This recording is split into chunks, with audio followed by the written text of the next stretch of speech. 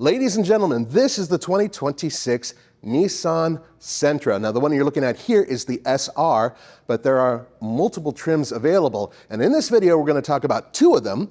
And I'm going to take you through the details, all the information we have on hand right now. And from this point forward, you are looking at an all-new exterior design. And wait till I show you the interior. All right, let's talk about SR styling because this is unique to the brand.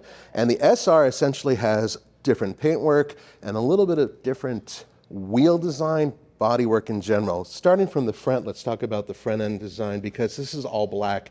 This is essentially the same fascia as all the other ones, but this is all black down here, making it look more manly. And then you have the SR here, once again, manly stuff right there. And that matches this paint as well, which is quite an orange. Now what you're seeing here is a 18-inch wheel that is specific to this car. No other one has it. And then if you look over to the side, you can see that black section down there. Once again, exclusive to the SR. And that matches the blacked out roof as well. And because of that, the roof design truly makes this car look unique compared to the other ones because they don't have this available. This color, this roof design, in terms of paint, specific to this car. And there's one because you got this. What is an SR without a spoiler? So you have that back here. You have additional black trim, including in this area as well. It's definitely darker. And then this lower section here that has a little bit more of a pronounced exhaust right there. You also have this right here, which gives you the impression of having ground effect. I don't know whether or not it's functional, but it certainly looks like it is.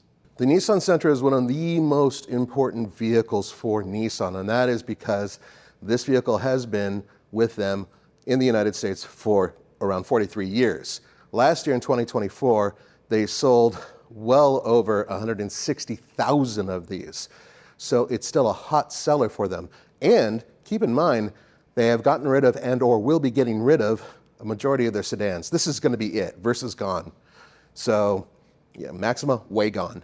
This is it, pretty much. Yes, the Ultima's here, but for how long? The bottom line is that the big question here, considering how many they've been built, and there's been millions, can this car save Nissan? You may recognize this 149 horsepower 2-liter engine, and that is because it's basically the same as before. Puts out 146 pound-feet of torque, and it's tied to a continuously variable transmission that feeds the front wheels. Now, the good news is that Nissan has updated that CVT to make it a little bit more responsive, smoother. But here's another important point. The vehicle itself has different settings, including a sports setting, and you put it into a sports setting, then you have a little bit more rock and roll when you're tapping on the accelerator. It's just a little bit more sensitive, making that respond a little bit quicker. Now you may have noticed there's an orange color to the seats for the SR, and it does sort of match the Energetic Ember. That's the name of the orange paint they have on the outside of the car. But Nissan has a tendency to use orange or sometimes even red to show sporty character, which they do here.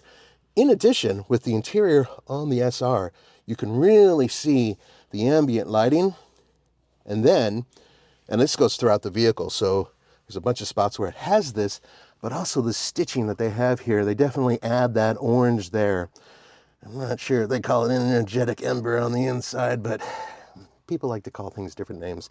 You still have the very slashy setup here. Up on the dash, you're going to see that in other vehicles. But more importantly, one of the things Nissan really stressed, and I get it, is that they wanted to add a lot of value to this vehicle. Meaning that the seat design and the seat comfort, standard zero gravity seats. And I'm very happy about that. An interesting thing is that this seat, to me, feels a little bit more comfortable than one of the other seats I recently sampled. And it could be just the way that seat is designed, but my big butt does fit actually quite nicely here. A couple things I wanted to point out with this interior, other than the stitching and the fact that it's dark, that's pretty much it.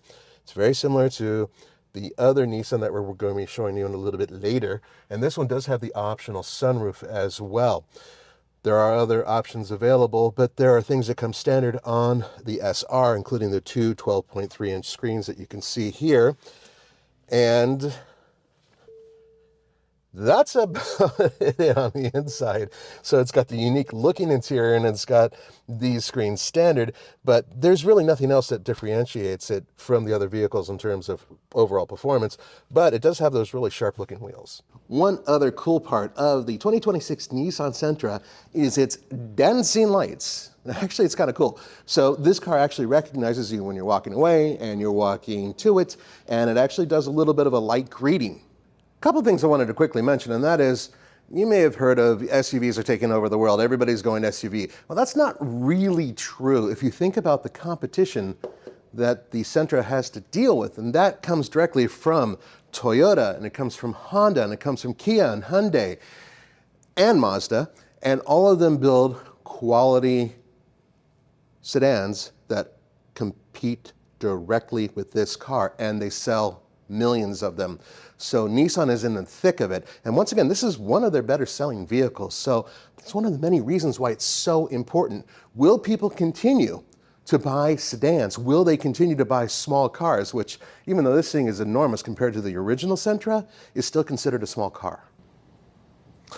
Visually, the SL is actually really different than the SR. And part of that has to do with the paint scheme, which we can start with in the front. And as you can tell, very different, and that's because they have this color matched section down here, taking the mass of the black that you had with the SR and changing it and making it look, in my mind, a little bit more sophisticated and perhaps a little less chaotic than the SR. It's a personal opinion. I'm curious to what you guys think.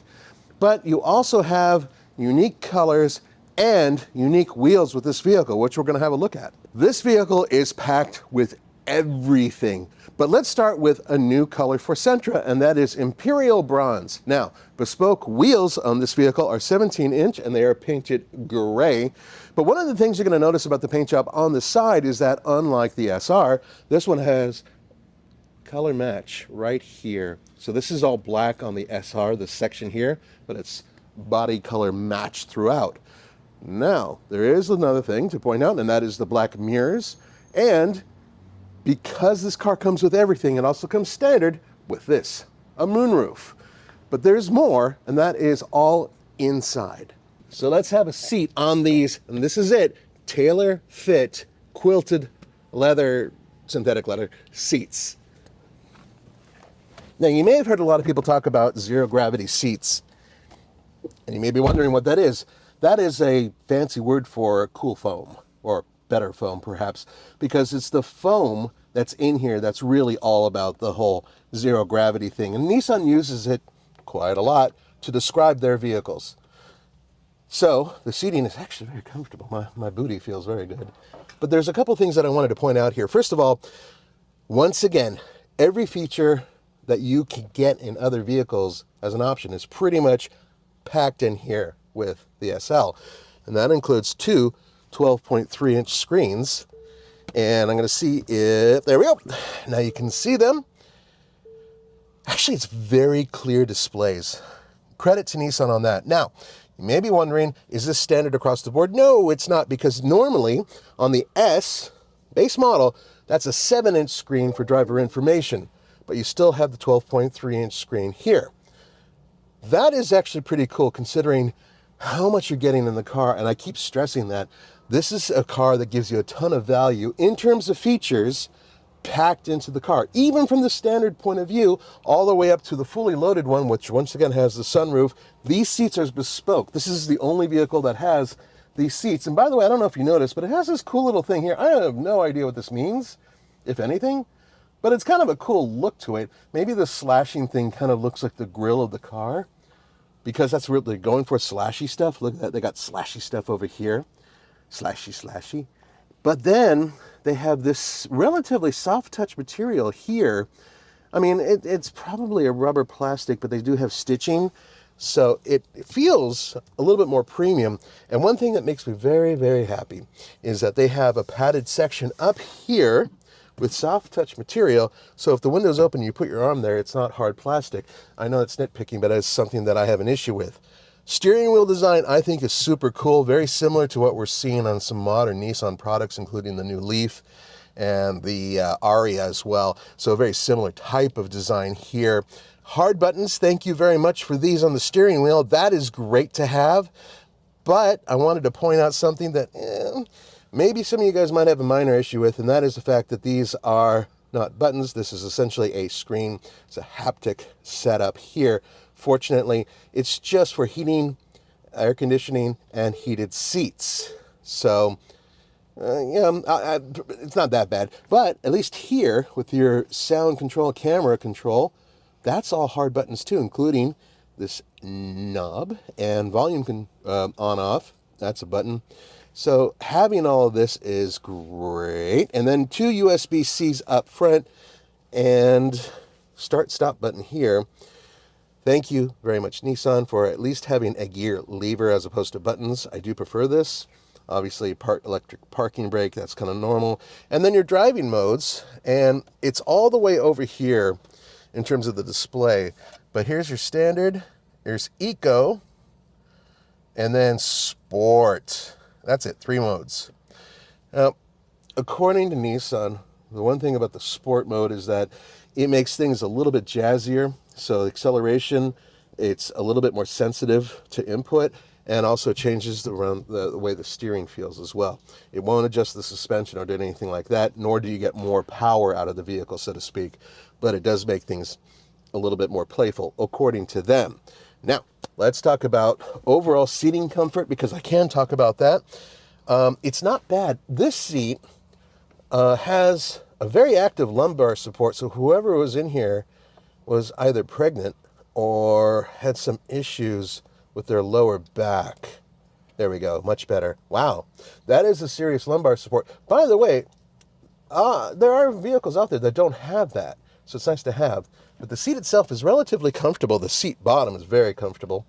And yes, it does look to me like a more premium version of what a Nissan would normally offer, especially when you look at these seats. These look like something that Genesis would do, frankly. And I'm not trying to butter you up about this. I'm just telling you what my honest opinions are about the interior of this vehicle. Now, let's quickly talk about the back seat.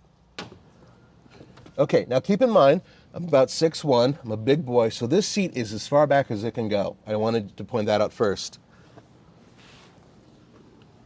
I wear size 13 boots, so I have to push them under the seats that are in front of me, which, wow, they went right under with no problem.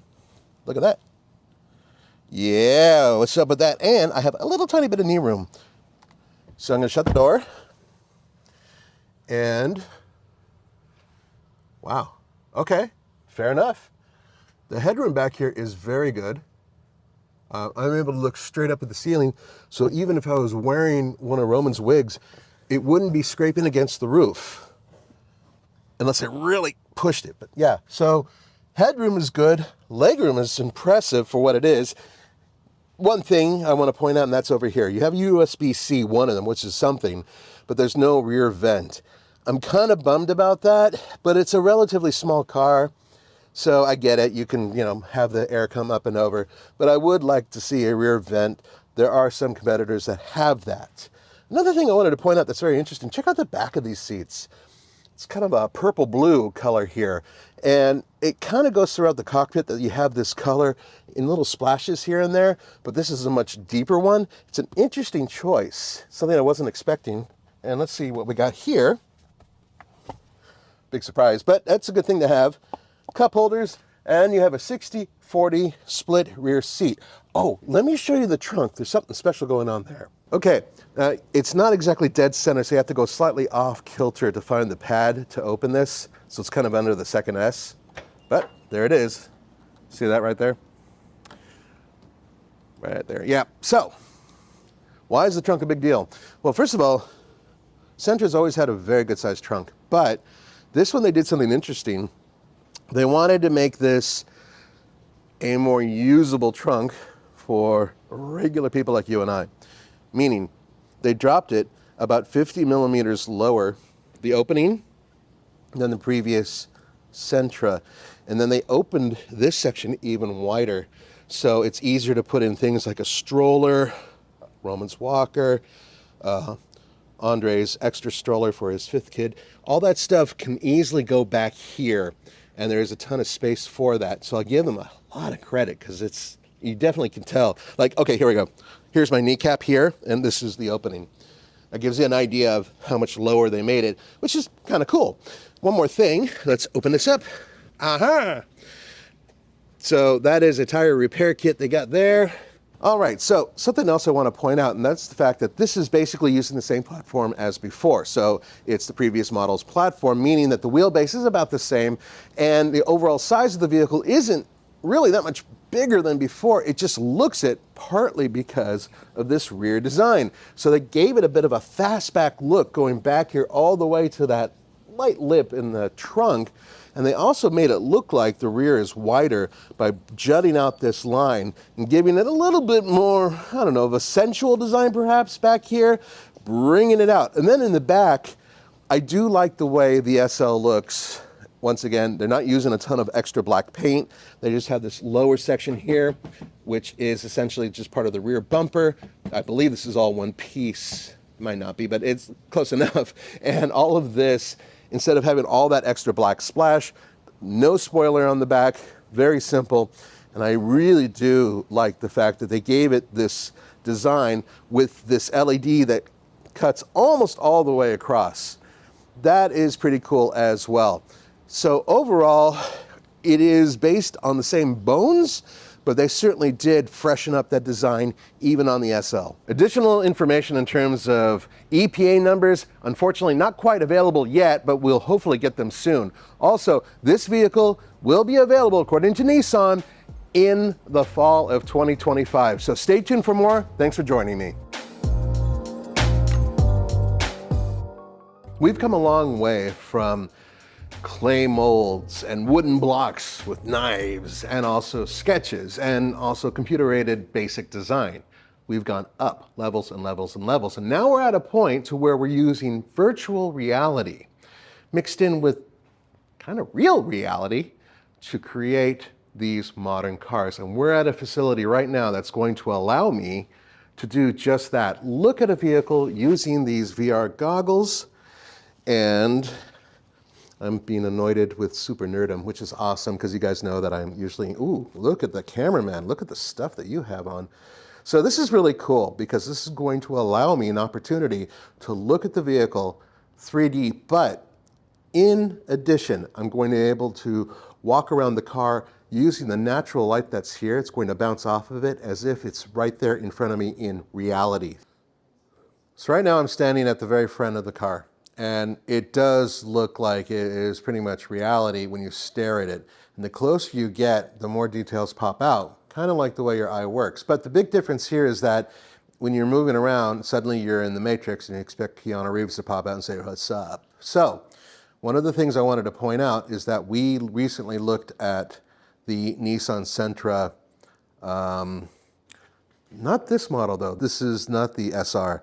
This is the SV, that's the one.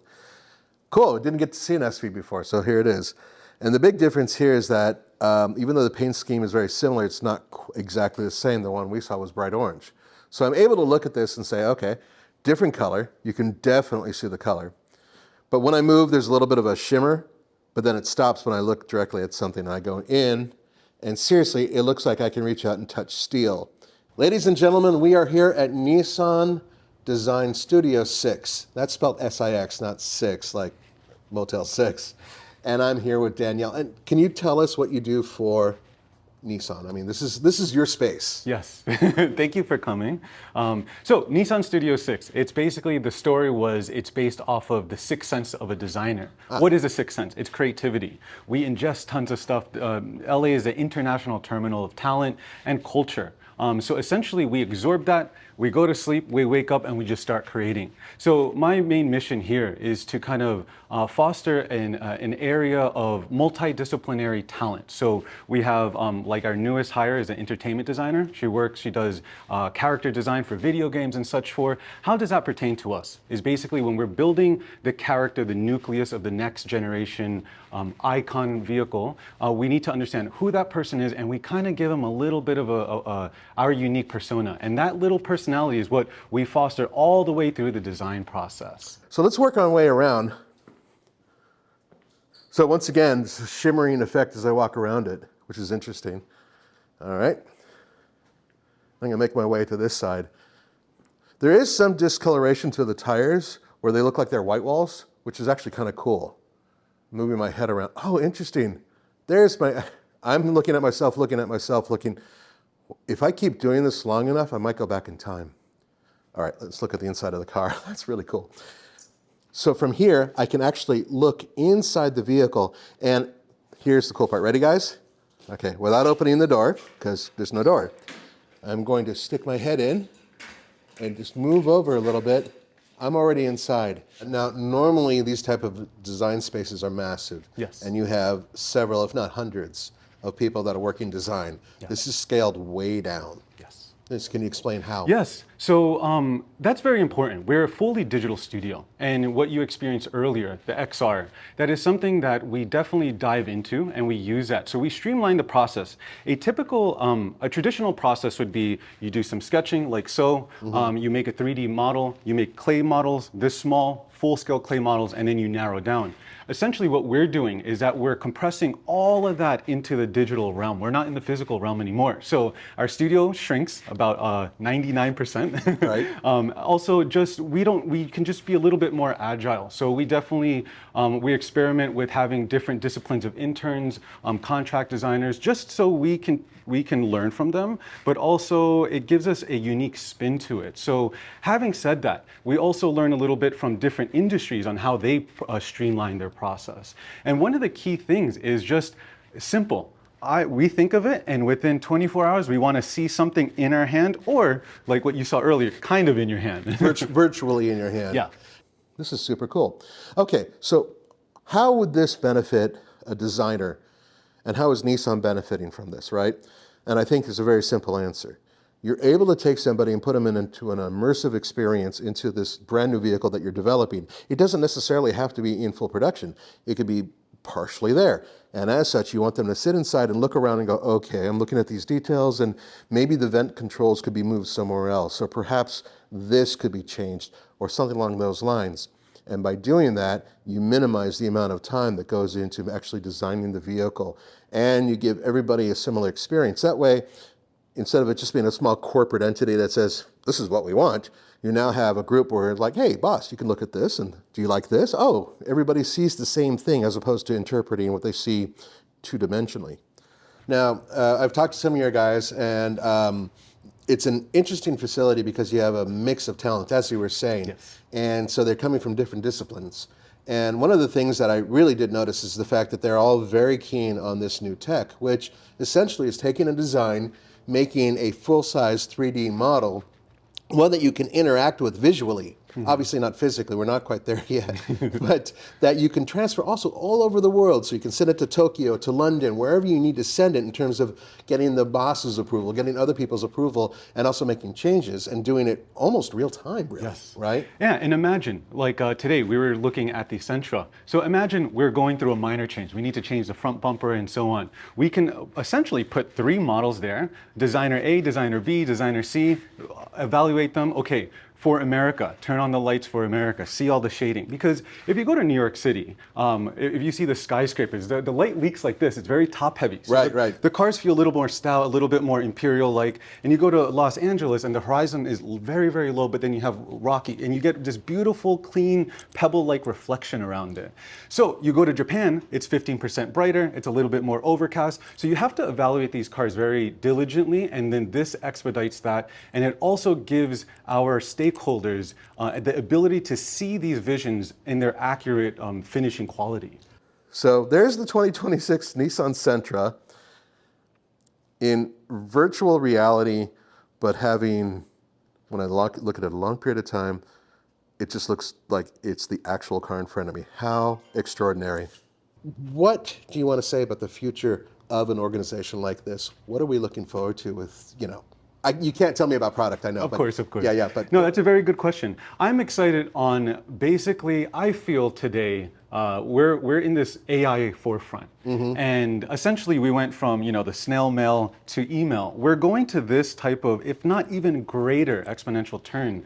And what does this mean for creators? I think when we talk to students and everything, there's this always fear of like, oh, maybe this downsizes our capability. No, it actually makes you more of a creative director much sooner. You're not there doing the labor. You're allowing the computation to basically run that. You're curating the emotion around it, and you're essentially having a result out of it. So, for example, we've been using a process where we can have a sketch, plop it in 30 seconds, it turntables it and animates it. Oh, cool. And this is good because essentially before we even make the 3D data, we can validate the 3D data before we make the 3D data. That's very cool. And I like that because when we start doing, for example, like even we can ask AI, what does 2028 look like? It might not be accurate, but more accurate than maybe we would have thought. Yeah, well, considering how many sources they're able to pull in from almost instantaneously. So thank you very much for your time. This was extremely educational. I know that you guys out there have learned something because I learned something and I never learn anything. But thank you again for your time. Thank you very much. Stay tuned for more with the Nissan Sentra.